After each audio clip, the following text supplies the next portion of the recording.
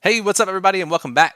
We're here with some more NFL DFS picks and lineup advice for tonight's single game showdown slate. Monday Night Football, Cincinnati Bengals, Cleveland Browns, FanDuel, DraftKings advice. We're here for you. Welcome. I'm Brian Jester, co-founder here at Occupy Fantasy, single game $1 million winner.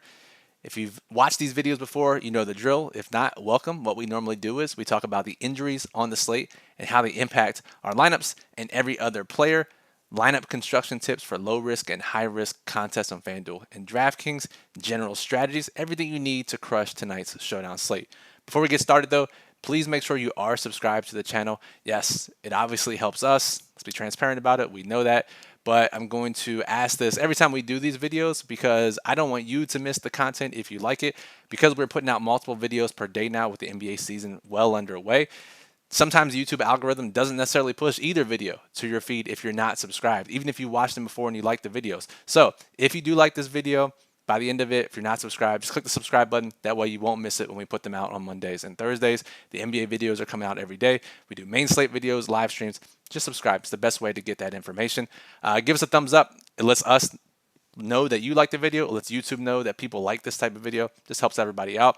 Any questions you have, I'll monitor the YouTube channel throughout the day. Drop a comment or a question below on the video. I'll get back to you. If you want an in-depth answer, you want to chat with other members of the community, talk with the staff, join our Discord server. The link is in the description below. Just become a member of this channel or use the information at the link to hop in the Discord. So, all that out of the way, let's get started. And let's talk about the injuries first. Probably the most impactful one at the top, Jamar Chase. Unfortunately, dealing with a hip injury. Kind of surprising. Was dealing with it the last couple of weeks. He has been ruled out. It sounds like he's not going to go on injured reserve, which doesn't matter for tonight's game, but he is not going to play. And that means we still have T. Higgins as the alpha wide receiver now. We have Tyler Boyd in the slot. Those are the top two wide receivers. Unfortunately, well, I guess fortunately, we've never seen Jamar Chase miss a game in the NFL. So we don't know what the offense will exactly look like, but we have a pretty good idea what it'll look like with him off the field.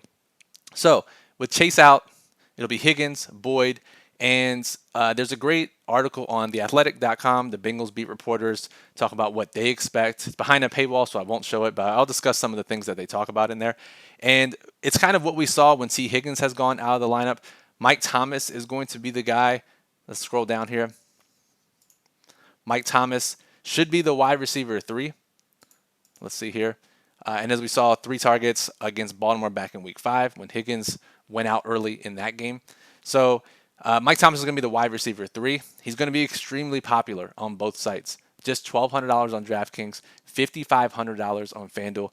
Extremely cheap and going to play probably 70% of the snaps. The Bengals run a lot of 3 wide receiver sets.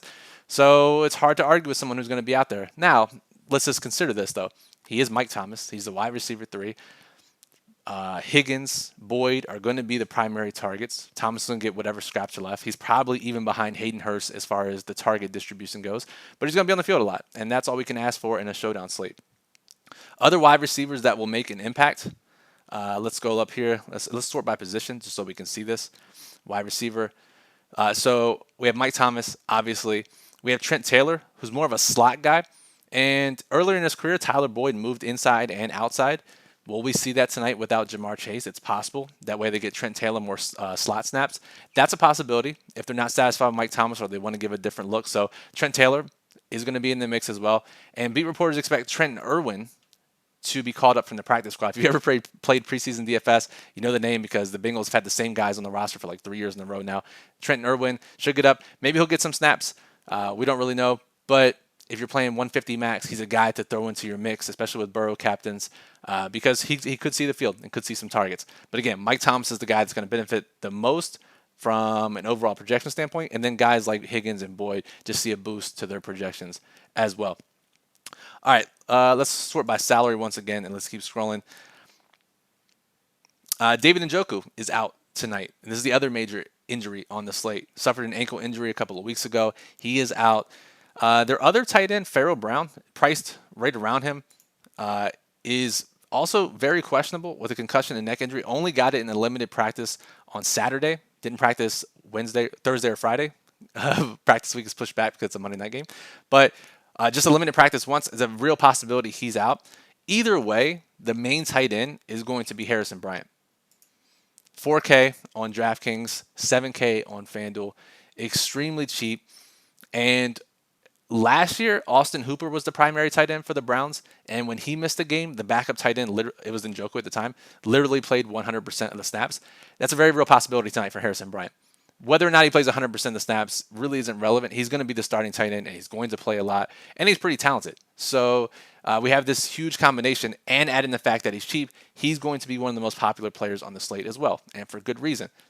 When you want to pay up for Burrow and Higgins and Nick Chubb and all those guys at the top, Joe Mixon, Harrison Bryant, Mike Thomas allow you to do that. Let's see here. Any other injuries that we need to talk about? No, there are some defensive injuries that will likely make it easier for the passing game. Denzel Ward, the cornerback, is out for Cleveland once again. Eli Apple, I know there's mixed feelings, and maybe not even mixed feelings, maybe just pure negative feelings towards his play recently in the past couple of years. He's out tonight. Either way, if he's starting over someone, that means he's likely better than whoever he was starting over, and that guy is starting tonight at cornerback for the Bengals. So that certainly helps Amari Cooper and any other Browns pass catchers. All right. So speaking of those injuries, let's talk about low-risk contests, 50-50s, double-ups, head-to-heads. These are just contests where you have to beat half the field to double your money. You want to get in the best lineup you possibly can. You don't have to take very many risks. The two strategies we talk about in our Showdown strategy guide, that is linked in the description below, is either locking up all the scoring, playing both quarterbacks, both running backs. That pretty much solidifies that if there's a touchdown scored, you're going to have it in your lineup. That obviously helps. Or just playing the value plays or a combination of both, guys that are mispriced. So obviously tonight we have the mispriced guys in Mike Thomas and Harrison Bryant.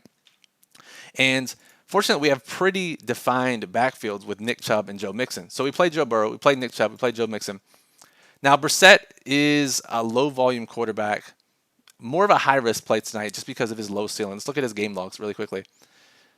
Yeah, so in between 10 to 17 points is what we can reasonably expect for Jacoby Brissett. And yeah, that helps, right? So maybe you want to play him over one of these higher-priced guys, sure, but he's not that much different than Joe Mixon, who has just the same floor and a higher ceiling. So for low-risk contests, you probably want to go Mixon over Jacoby Brissett. And now you can fit in the guys you want, right? So let's say we play Mike Thomas, who's mispriced. We play Harrison Bryant, who's mispriced. $7,900 from the final spot. We could play Amari Cooper, Tyler Boyd. We could mix this up, and maybe we captain Joe Mixon or Nick Chubb. That gives us a little more salary to fit in T. Higgins, to fit in Brissett if we want it. So a lot of different ways you can play it, and the keys to making this work are probably not playing Joe Burrow at captain. You can make it work. I just think there's a little bit more balanced lineup if you use Chubb or Mixon or even T. Higgins. And then Mike Thomas and Harrison Bryant help you fit in all those stud plays. So it's really simple tonight for low-risk contests on DraftKings. And FanDuel is kind of similar. We know the field's not going to play Brissett at all. We could play Burrow. We could play Chubb. We played Joe Mixon. Now we got most of the running back scoring. We got the highest ceiling quarterback. $7,500 per player. Again, Mike Thomas is $5,500. Harrison Bryant is $7K. We can easily make this work. This is the route to go for low-risk contests tonight. But let's pivot now. Let's talk about high-risk contests. This is where all the money is, right? This is what you're probably tuning in for. You see 150K to first. You see 500K to first on DraftKings. If you're a more reasonable player, you're playing the satellites, the smaller GPPs. Either way, high-risk strategy, exponential payouts. Again, we get this question a frequent amount of times. Single entry GPPs are high risk, right? It's determined by not the number of entries you have, it's how many people get paid and how those payouts are distributed. So yes, when you have 20% of the field get paid, top heavy payouts, it's high risk regardless of how many entries you're playing in the lineup. So high risk strategy. I think it's pretty simple. We talk about a variety of ways to get different in these contests, a variety of ways to increase our risk reward. And the first one, if you've watched these videos, if you've been playing Showdown, and as you've listened to the first 8 to 10 minutes of this video, it should probably have clicked already. If the field is gravitating towards Mike Thomas, if the field is gravitating towards Harrison Bryant, and they're going to be extremely popular, the easiest differentiation point is to not play those guys, or just play one of them, or play a different type of lineup with them. But the question you have to ask yourself, sure, they're going to be popular, but can they fail? And the question is resoundingly yes. Mike Thomas, a wide receiver 3, can he fail? Just think about that question. Can Mike Thomas, a wide receiver 3, fail? Yes, very clearly, absolutely, yes, he can. How does he fail? Either he just doesn't get any targets, or doesn't really perform on those targets. Or other guys around him perform better. David Bell, maybe Pharaoh Brown if he's in the mix. The tight end too. Forrestall, who's probably going to be called up from the practice squad. We didn't really mention him in the Harrison Bryant news, but Forrestall expected to be called up from the practice squad. Can these guys outperform? Yes, easily, without question. Or maybe Mike Thomas isn't the wide receiver 3. We assume that. He was the in-game wide receiver 3 when Higgins got hurt, but maybe they have a different plan. Maybe it's Irwin. Maybe it's Taylor. Either way, there are ways that he fails. We haven't actually seen it on the field, which means there's a way more risk than what the field will let on. So that's easy. Harrison Bryant, a little tougher to fail just because he's going to be on the field so often. But the easiest way he probably fails is he doesn't outscore the kickers or the defenses. And if you've been playing Showdown, you know damn well that it's really hard to outscore kickers this year. So McPherson, Cade York, can they outscore Harrison Bryant? Yes, that's the easy route there. They'll get a little bit less ownership than they normally would. McPherson on a slate with no value will be like 35% tonight. In smaller contests he might get there, but McPherson and York, these guys would be extremely popular if it was not for Mike Thomas and Harrison Bryant. That should tell you that they have the easy ability to outscore them at a lower ownership than what we typically see them. Play kickers tonight, play defenses tonight. Very easy. Now, as far as captains go, it's going to concentrate on the studs up here, rightfully so. Burrow, Higgins.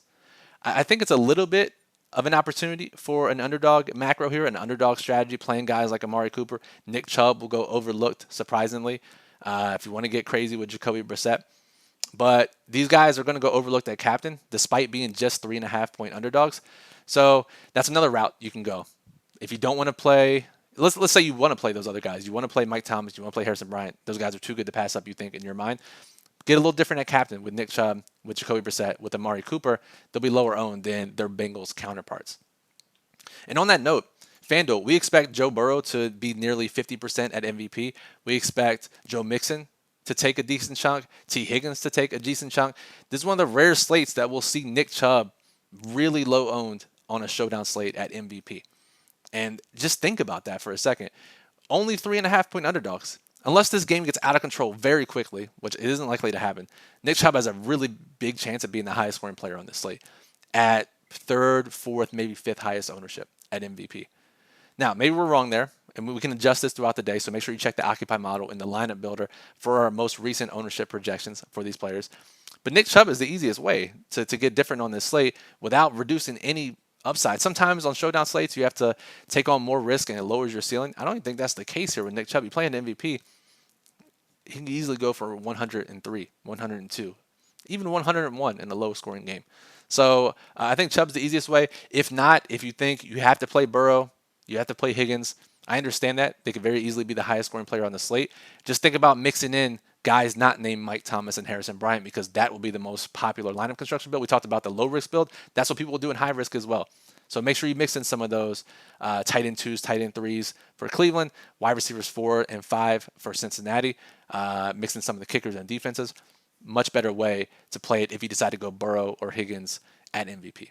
So hope that helps you for tonight's slate. Again, just a high-level overview. If you want more in-depth information, check out our daily plug. That link is in the description below. Our writer Bismo does a great job every Monday and Thursday. We also have another writer, Ken, who puts out the Sunday night daily plug. It's very showdown-driven. It's only showdown-driven for these slates. And what they do is they give rankings for specific contest types, injury news, overall slate thoughts, and then specific lineup construction strategies for individual contest types on each site. I've never seen anything like it. It's a big reason why we decided to create a plug like that. Because if you're saying, hey, I'm playing a 100-player league on FanDuel, how should I build my lineup? That information is in there. If I'm playing the 150 max GPP, how should I play it? That information is in there for every primetime showdown slate. So just make sure you don't miss that. Links in the description. Before we get out of here, make sure you are subscribed. I ask once again, if you like this video, there's a decent chance you won't see it in your feed again in the near future because of the YouTube algorithm and the reason that we're putting out multiple videos per day for different sports. So if you like it, just make sure you're subscribed. You'll get access to all the videos, get notified when they're uploaded or when we go live. Give us a thumbs up. That helps us, lets other viewers know that they should watch this video, lets us know we should continue to make the content. Any questions you have, comment on the video. I'll try to answer them throughout the day. I'm always on Discord. Ask questions in Discord. Join our Discord server below. I think that's it. So, Brian Jester, Occupy Fantasy. Appreciate you listening as always, and good luck in tonight's Bengals and Browns showdown slate.